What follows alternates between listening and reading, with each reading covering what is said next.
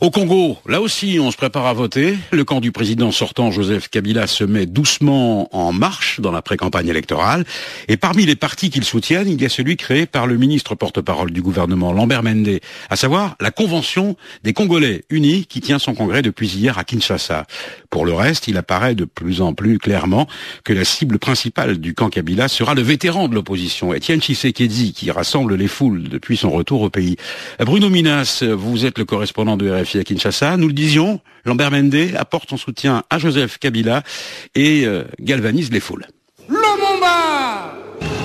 Lumumba vivra, il va revivre par la lutte que va mener la Convention des Congolais unis. Le parti de Lambert Mende veut faire vibrer la corde nationaliste chez les électeurs. Le thème de son congrès est la deuxième indépendance maintenant. Le porte-parole du gouvernement mènera naturellement campagne pour la réélection de Joseph Kabila.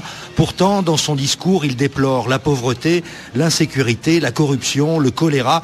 Avec une réalité aussi dramatique, comment compter sur une réélection, Lambert Mende? Ce n'est pas encore le paradis, mais nous avons au moins commencé à faire quelque chose, alors que la plupart de nos adversaires, ils ont été aux affaires avant que nous soyons venus, avant peut-être même que Joseph Kabila ne soit né. Mais qu'est-ce qu'ils ont fait du pays, sinon ce que nous avons trouvé en arrivant et que nous essayons maintenant de remonter? Le ministre se dit nullement impressionné par la campagne de l'opposition, surtout les foules massives qu'Étienne Tshisekedi mobilise à Lubumbashi ou au stade de Kinshasa. Drainer 80 000 personnes dans une province où vous avez plus de 3 millions d'électeurs, pour nous, c'est totalement insignifiant. Nous mettrons encore plus de gens dans ce stade. La majorité sortante ne fait pas encore dans la mobilisation de masse, mais elle donne le ton de sa campagne et fixe la cible. Vanter un candidat jeune, tourné vers l'avenir, face à un homme en fin de carrière, dit-elle.